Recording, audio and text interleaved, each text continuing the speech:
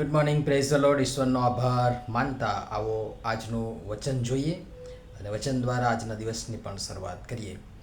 ભૂંડી નજરવાળો દ્રવ્યની પાછળ દોડે છે અને જાણતો નથી કે પોતાને ત્યાં દળદર આવી પડશે. નીતિવચનોનું પુસ્તક તેનો 28મો અધ્યાય અને 22મી કલમ. આજનો વિચાર: ખ્રિસ્તમાં અતિ પ્રિય વાલા મિત્રો, પ્રભુ ઈસુ ખ્રિસ્તના મહાન અને ગૌરવી નામમાં આપ સર્વને સવારની પ્રેમભરી સલામ. દ્રવ્ય, દરિદ્રી, દળદર આ બધું એકબીજા સાથે ક્યાંક ને ક્યાંક જોડાયેલું રહે છે. જુઓ, આપણે જોયું છે કે દ્રવ્ય, સત્તા, પદ, હોદ્દો એ જાથું ટકતા નથી. નીતિવચન આપણને એ પણ જણાવે છે કે આળસુ, એદી, જેના વિશે આપણે ઘણું બધું અગાઉ જોઈ ચૂક્યા છે, એવા આળસુ એદી માણસના ઘરે પણ દળદર આવે છે.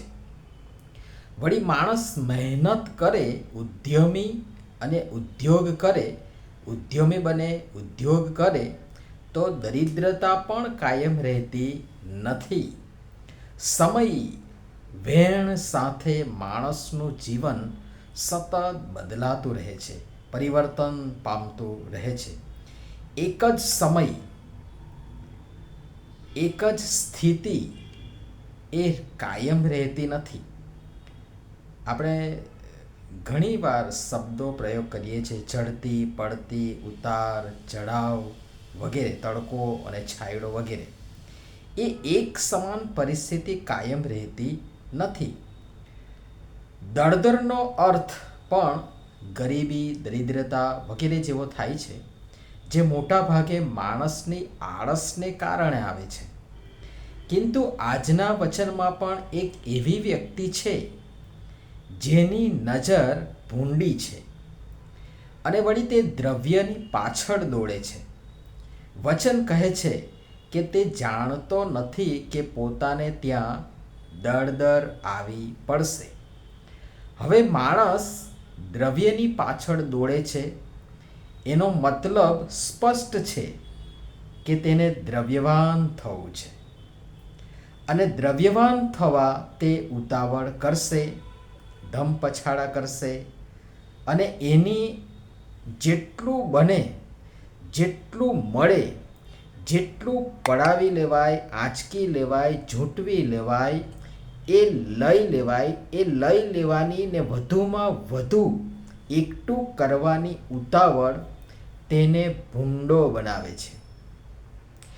અને એ ભૂંડાસ, એની ભૂંડી નજર કોઈકનું કંઈ પણ પડાવી લેવા તેને દુષ્પ્રેરણા આપે છે અથવા તો દુષ્પ્રેરણા આપશે. અને એમ એ માણસ દ્રવ્યવાન થવા ભૂંડી નજર સાથે દ્રવ્ય પાછળ દોડી દ્રવ્યવાન થવા ઉતાવળ કરશે, જેના માટે પણ સ્પષ્ટ વચનમાં કહેવામાં આવ્યું છે, જે ગઈકાલે જ આપણે જોયું, 28મો અધ્યાય ને 20મી કલમ. જે માણસ દ્રવ્યવાન થવાને ઉતાવળ કરે છે તેને શિક્ષા થયા વગર રહેશે નહીં. હવે જે માણસ દ્રવ્યવાન થવા ઉતાવળ કરે છે ને જેની નજર ભૂંડી છે ને દ્રવ્યની પાછળ જે દોડે છે, તે મહેનતથી નહીં, શોર્ટકટ અપનાવી રાતોરાત માલેતુજાર, શ્રીમંત, ધનવાન, દ્રવ્યવાન થવા માંગે છે, જે તેને ગેરકાનૂની પ્રવૃત્તિઓ તરફ વાળે છે. જેની ભૂંડી નજર દ્રવ્ય મેળવી લેવા, જેટલું બને એટલું મેળવી લેવા, જાત જાતની કુયુક્તિઓ, કપટ, છળ અને જુદા જુદા હથકંડા અપનાવવા, તરકટ રચવા અને અપનાવવા તેને મજબૂર કરે છે. જેના મૂળમાં પણ તેની આળસ અને ઓછી મહેનતે ને ઓછા રોકાણે વધુ ધનલાભ મેળવી લેવાની તેની ભૂંડી દાનત, લોભ, હીનભાવ રહેલો છે. વચન કહે છે, સ્પષ્ટ કહે છે આજના વચનમાં કે તે જાણતો નથી કે પોતાને ત્યાં દળદર આવી પડશે. જુગાર, લોટરી, સત્તો, જાત જાતની શરત વગેરે માણસને ઓછી મહેનતે વધુ મેળવી લેવા લલચાવે છે અને લોભ ને લાલચમાં માણસ થોડું થોડું કરી બધું જે છે એ પણ ગુમાવી બેસે છે. જેમ લાભ થાય, જીતે, તેમ વધુ લોભ જાગે અને ભૂંડી નજરને ક્યારેય સંતોષ મળતો નથી ને તે વધુ ને વધુ ઊંડે ને ઊંડે ઉતરતો જાય છે. દલદલમાં ફસાયેલ માણસ જેમ ધમ પછાડા મારે તેમ ઊંડે ને ઊંડે ઉતરતો જાય છે. તેમ દ્રવ્યના લોભમાં દ્રવ્યની પાછળ દોરનાર, આંધળી દોટ મૂકનાર, ભૂંડી નજરવાળો માણસ, વ્યક્તિ લોભમાં ને લોભમાં જે છે તે પણ ગુમાવી દઈ મોભે ટીંગાઈ સર્વનાશ વોરે છે.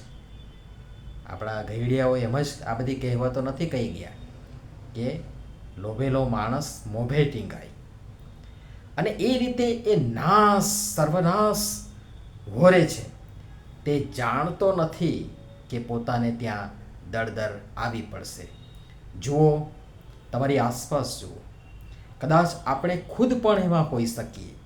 આપણી ભૂંડી નજર, આપણી દ્રવ્ય પાછળની દોડ, આપણા લોભ, લાલચ, આપણી દ્રવ્યવાન થવાની ઉતાવળ, આપણી આળસની આડ અસર, આપણી પડાવી લેવાની બદદાનત ક્યાંક દળદર ન આવી પડે. પ્રભુ સમજવા આપણ સર્વની સહાય તથા મદદ કરો. નમીએ પ્રાર્થના કરીએ.